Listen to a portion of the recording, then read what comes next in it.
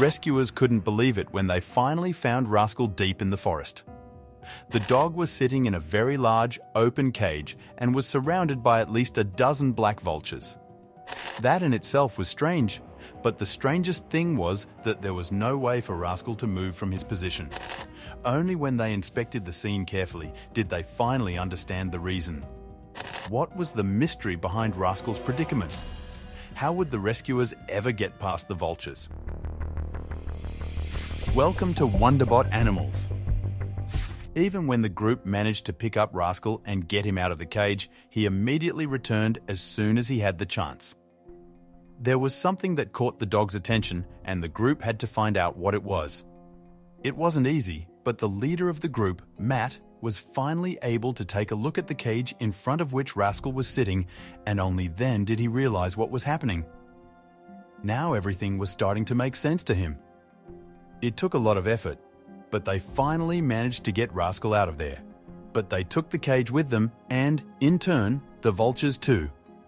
But why didn't Rascal want to move from his seat? What was in the old cage deep in the forest, and why were the vultures surrounding it? Rascal, Miriam's beloved dog, had wreaked havoc on her mistress's house by coming out of the woods unprepared. About 2 days after Rascal's mysterious disappearance, Miriam had no choice but to ask the residents of her town to help her look for the dog. Miriam was so desperate that she decided to do everything possible to get Rascal back home. After convincing Miriam, all the inhabitants of the town decided to go in search of Rascal. Unfortunately, after many hours of searching, no trace of the dog was found. Due to the vastness of the forest, the search felt endless, and as hours passed without success, the inhabitants began to lose hope.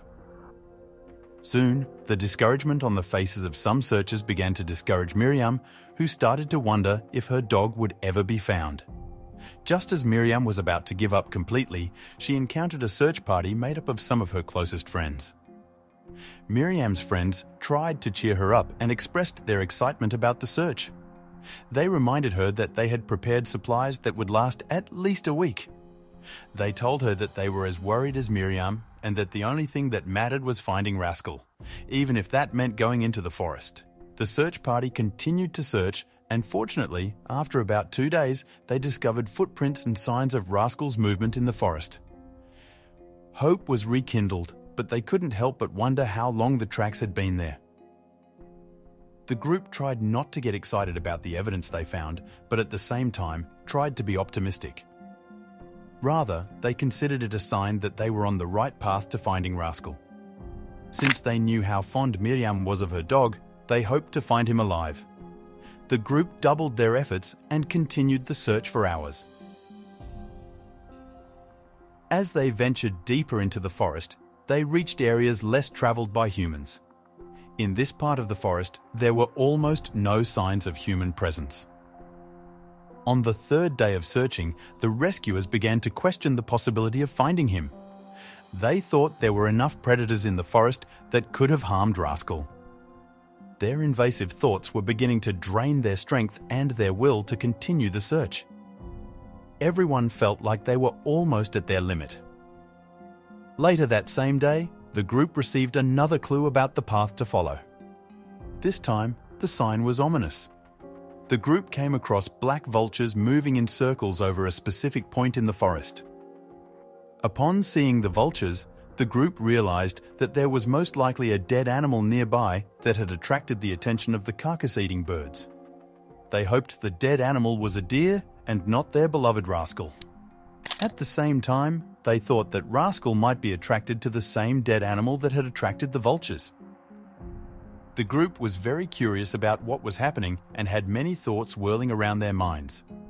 When they arrived at the scene, they were surprised by their discovery.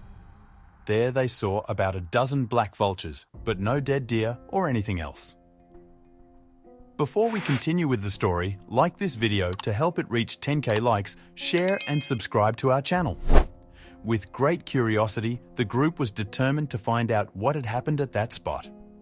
The search party looked closely and soon spotted an old white dog cage at the location. Faced with their new discovery, they wondered how such an object could have ended up in a deep forest. They didn't think about the old dog cage for too long because in front of the mysterious cage was Rascal. Finally, after about 3 days of rigorous searching, they breathed a sigh of relief. Rascal was sitting calmly among the black vultures. Rascal seemed unconcerned about the vultures surrounding him. The group tried to scare the birds away to reach the dog, but to their surprise, the vultures did not show any signs of fear. Instead, they were ready to attack the group. Before the rescuers could blink, the vultures turned on them, sending their beaks and talons in their direction. Fearing losing an eye or damage to some other part of their body, people ran to a safer distance. They were so frightened by what had happened that they were panting heavily. While the vultures and rescuers went back and forth, Rascal sat calmly in his cage and watched everything that was happening in front of him. People were amazed at Rascal's unshakable demeanor in the midst of the chaos. Despite the surprises and setbacks, the group was determined to reach the dog. The rescuers realized that a new approach was necessary to get Rascal's attention. With his determination, they came up with another idea in no time.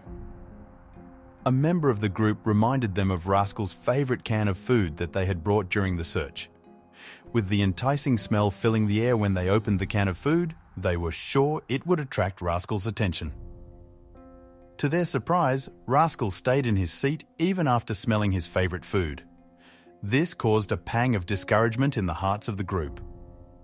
All their hopes that the dog would run towards them after smelling the food were dashed. But then they realized that the smell had attracted someone else's attention. The group realized that the smell of the food was attracting the attention of other animals in the forest, and that the longer they kept the can open, the more animals and birds started to emerge from the undergrowth. Already paranoid, the group began to hear the howling of wolves. With great fear in the air, they decided to close the can to avoid attracting terrible, harmful animals.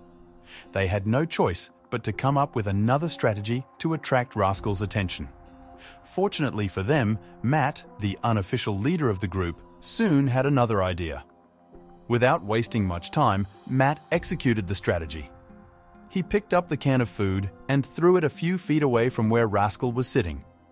The action did not attract Rascal's attention as they hoped, but fortunately, it attracted the attention of the vultures, who rapidly flew towards the can.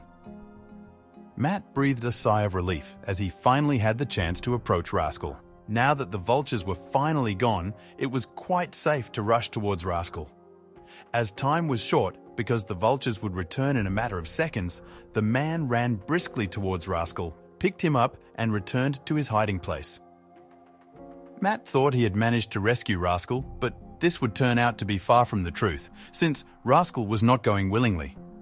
Although he expected the dog to be very happy to have human contact again, it turned out to be quite the opposite.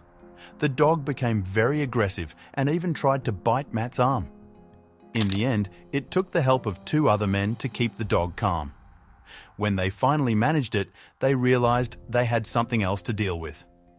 By then, the vultures had eaten all of the food from the can and realized that Rascal was no longer in the cage. Matt and the others hoped that the vultures wouldn't care about the dog, but rather the place. But, as expected, that was not the case.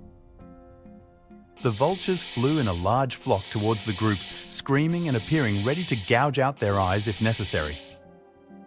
Matt had to think quickly, knowing he had limited options. Not knowing if he had made the right choice, he made a painful decision. In fact, there was no choice but to go down to Rascal. If they had tried to run from the aggressive vultures, either the dog would have fled or the vultures would have caught up with them very quickly. There was a chance to fight the vultures, but there were also risks. Before the birds reached them, Matt decided to release Rascal. When the dog landed on the ground, he immediately ran to the white cage and sat down in the same spot where he had been found. When Matt took a closer look, he saw that the vultures weren't following them at all, but were gathering around the cage again. The group was stunned. The scene already seemed very confusing, but what had just happened only led to more questions. What was so special about that cage to attract all those vultures?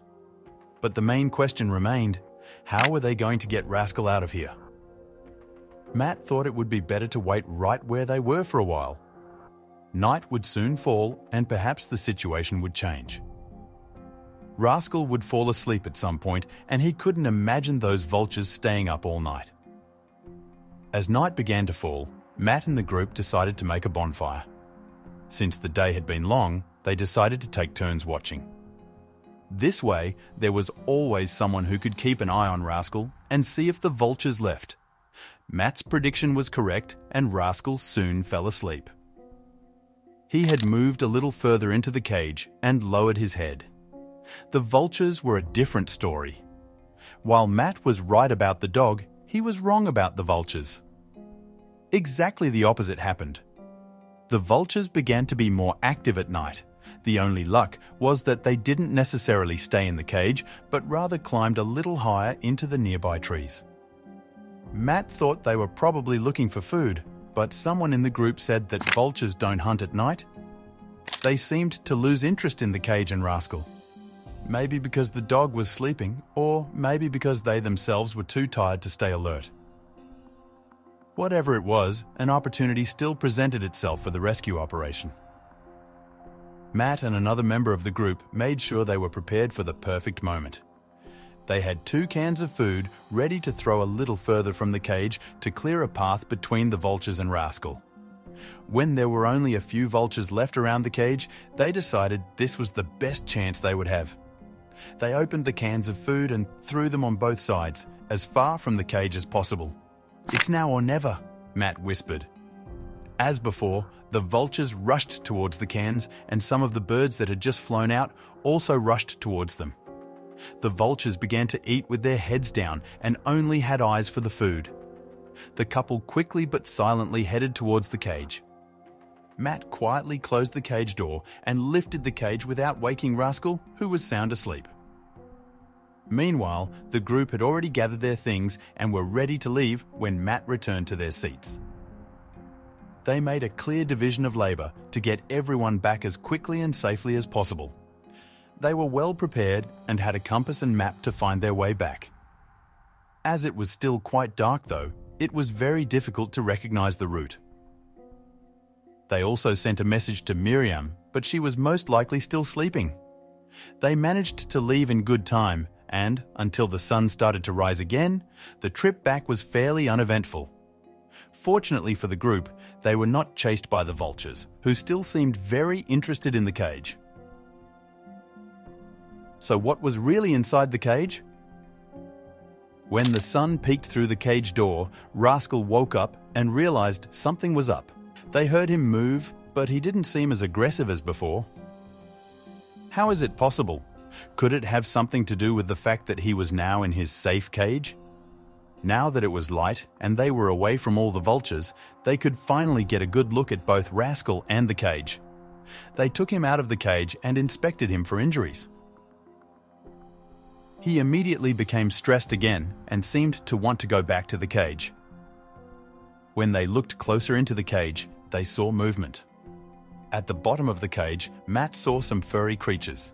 He immediately thought of puppies, but when he looked closer, he saw that they were baby raccoons. Had Rascal protected these animals from vultures? Was this the reason why he didn't want to leave the cage? After a long journey, the group finally arrived in the city. On the one hand, they were happy to be able to bring Rascal back to Miriam, but they were also afraid of having to separate the dog from his new friends. Fortunately, this would not be necessary. Miriam was very happy to see her beloved dog again and hugged him for a long time, tears running down her cheeks. When Matt told her about the raccoon cubs, she couldn't believe what she was hearing. Since she was a big animal lover, she wanted to see how things would develop. With the advice and help of the local veterinarian, she managed to keep the baby raccoons and is now raising them with Rascal. She can't thank Matt and his other friends enough for his help. Have you ever tried to help an animal while facing danger yourself? What do you think of the actions of the rescuers? Would you have done anything differently? Let us know in the comments, and remember to like, subscribe, and ring that notification bell for more amazing stories. See you next time!